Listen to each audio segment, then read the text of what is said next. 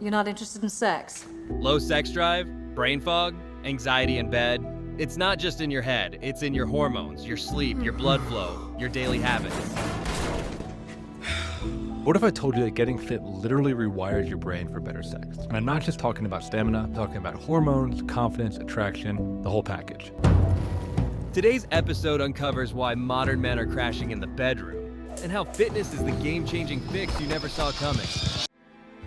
Poor body image is directly linked to sexual anxiety. So men who are insecure about their bodies are more likely to experience erectile issues and performance concerns. You're there, you're having sex, and you're worried. Am I going to finish too early? Is she enjoying it? Does she even like me? How do I look? The more you work out physically, the more regulated and present you're going to be in the bedroom, and you're going to have better sex and better.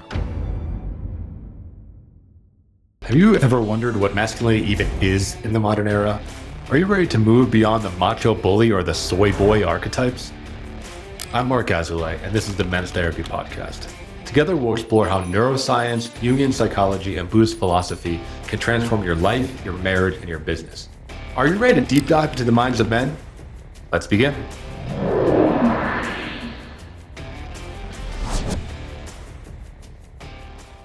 Hello, Mark here, host of the Men's Therapy Podcast, and this month we're talking about fitness, specifically fitness as a dad, as an older man, and we're going to be debunking some of the myths that are out there about fitness and how it relates to mental health. So for our first solo episode, we're going to talk about sex, what fitness does to a man's sex life. It's really important, so most guys, they hit the gym to build muscle. Maybe they want to look better shirtless. But what if I told you that getting fit literally rewires your brain for better sex? And I'm not just talking about stamina, I'm talking about hormones, confidence, attraction, the whole package. So let's break down and see what the research actually says. So the first thing we're going to talk about is testosterone and libido. So it's been found in the study of Journal of Strength and Conditioning that strength training, specifically compound lifts like squatting and deadlifts, significantly increase testosterone levels. This is so really important, right? Because so many men, especially in my generation, the Millennials, as well as Gen Z, have lower testosterone overall. And testosterone equals your sex drive, right? So men with higher testosterone levels report more frequent sexual thoughts, a stronger libido, and more confidence initiating sex. Because our generations tend to be a lot more sedentary, we have more white-collar jobs. A lot of us are working from home. Many of us didn't play sports or things growing up. We have lower testosterone. Plus, there's this kind of idea that microplastics are taking our testosterone, as well as certain things like alcohol and drug use, marijuana use in particular, really destroys testosterone. So we need to get it where we can find it. And strength training is a great way to do it. Doing it about 3 times a week seems to be that break-even point where you're going to be getting the most bang for your buck. Of course, more is better. If you can get there at least 3 times a week doing compound lifts, you're going to see a significant increase in your testosterone and then in your libido. But it's important to mention you don't want to overdo it. So chronic training and excessive cardio without recovery, and that's important, without recovery, can tank testosterone. The European Journal of Applied Psychology found that endurance athletes have significantly lower testosterone than strength-trained or sedentary men. So, I'm from Colorado, so there's a lot of big endurance athletes here. And it's not that is bad for you, right? I mean, it's exercise is all good, but the recovery part is really critical. If you're constantly rugging yourself ragged, you're not going to be building that testosterone that you need to have a great sex life and to just be a healthy man in general. Next thing we're going to talk about is body image and self-confidence. So, being a therapist, I find that this is, for most men, a huge factor that we don't talk about. I think women can talk about their body image more, even though it is taboo in some cases, but it's spoken about a lot more, right? We talk about how the media destroys women's body image. We talk about how, the model industry or magazine covers are really toxic for women, but we don't talk about this with men. We don't talk about, the impact of male action stars, right? Or the Marvel Avengers body type and how it really is the same thing, right? Men can be sexualized just in the same way that women can. However, in order to do this, there is also a level of being fit improves confidence, So the idea is that we don't need to, attain that, Chris Evans, Chris Hemsworth, Avengers level body type, but we do need to feel like we're confident and comfortable in our own skin. So, probably goes without saying, but a study, in 2018 in the International Journal of Impotence Research, which seems like a good one to read.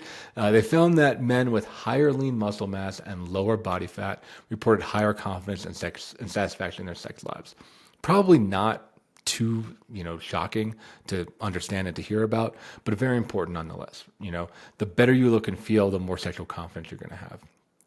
Similarly, poor body image is directly linked to sexual anxiety. So men who are insecure about their bodies are more likely to experience erectile issues and performance concerns. This comes from the Sexual Medicine Review in 2016. So being able to work on that vanity, I don't want to minimize that, right? I think all humans are vain to some extent, can be really helpful in improving your sex life. Next thing we're going to talk about is the importance of blood flow and endurance. And this is for actually having sex, right? So if you can do aerobic exercise, then you get better circulation, which means you're going to get better erections. It means that you're not going to experience that much erectile dysfunction. It means you're not going to be, burnt out in the bedroom, have to take a break, have to take a breather. You'll be able to stay present, which means you'll be able to last longer as well. Have you ever found yourself in a situation where you wanted to open up, but you were afraid that it wouldn't be taken well? You ask yourself, what's the point? Nothing's going to change anyway. So you do what you always do. You push it down, numb out the pain with a drink, a night out, or pornography. I've been there myself, and I know that men lack the outlets for emotional expression, which is why I founded Men's Therapy Online, a healing hub for men's mental health. If you've been knocked on your ass or just crave meaningful connection, join Men's Therapy Online, a community of men who just get it. We offer individual therapy, men's groups, and powerful retreats, all led by licensed therapists. At Men's Therapy Online, we will help you to get back on your feet and take your life to the next level. Start your journey today at menstherapy.online. We found that men who struggle physically and struggle just in the act of having sex often premature ejaculate because they want to end the sexual experience as fast as possible. So by doing anaerobic exercise, you're going to be building your nitrous oxide production, which is critical for healthy blood flow. The Journal of American Cardiology in 2011 showed that moderate intensity aerobic exercise, so that's zone 2 for those out there, that's, one zone above resting, kind of just grinding away on, a hike or a walk or a bike, something like that. You don't need to be doing anything way intensive, just doing it for a long amount of time. I think what they recommend is around 30 to 40 minutes of zone 2 exercise. That improves erectile function in men with ED. So this is a great natural way to test it. Instead of popping all those weird pills you see online, just start doing some aerobic exercise. And then lastly, athletes last longer. So research from the Archives of Sexual Behavior in 2008 found that physically active men report a longer duration during sex and better overall sexual satisfaction. So diving into what we talk about a lot on this podcast, which is mental health. So this is really where I step in as a therapist and where my team can help you to work with some of the issues that may come up during sex.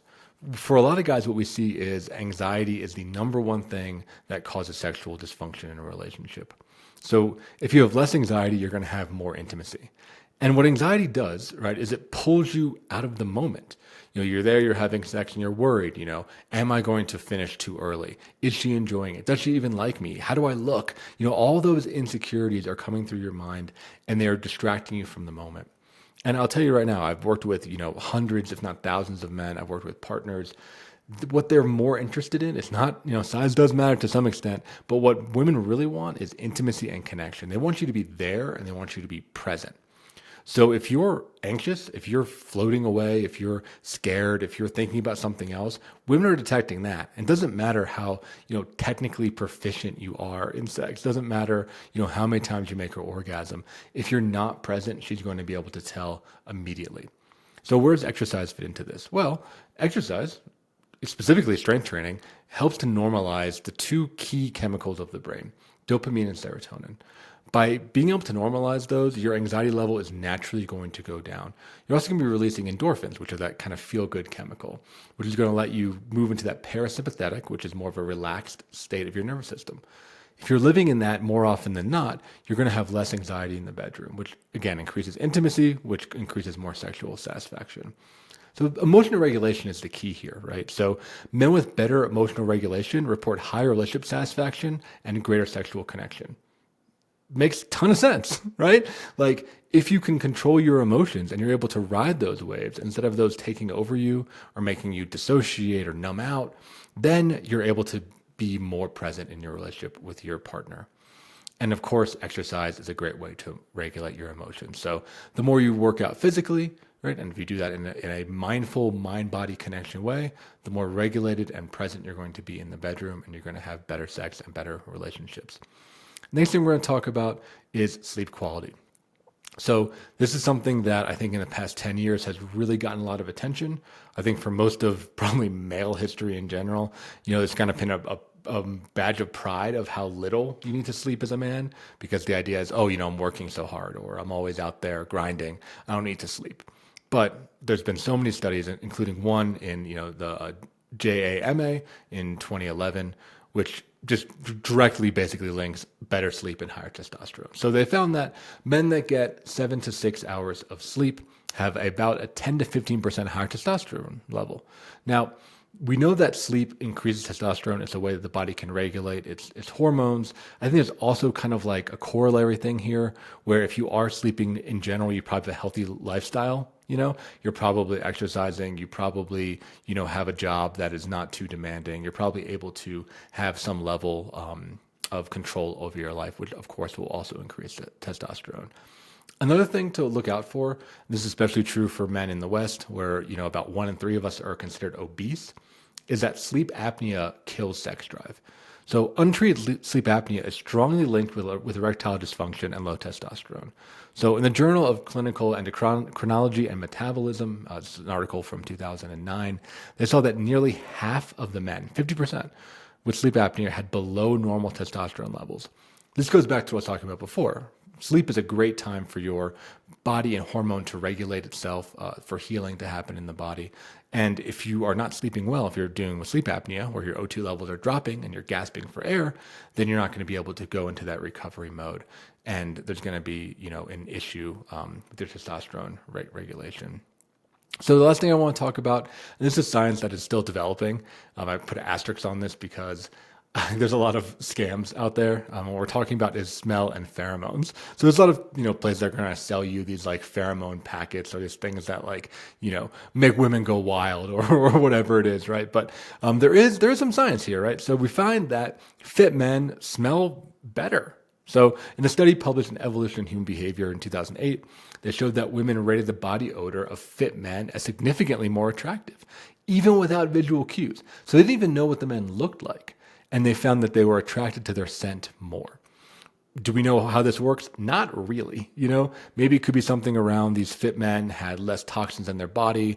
Maybe they smelled better because, they didn't have any kind of underlying disease or something else. But the nose is something that is still really mysterious for researchers.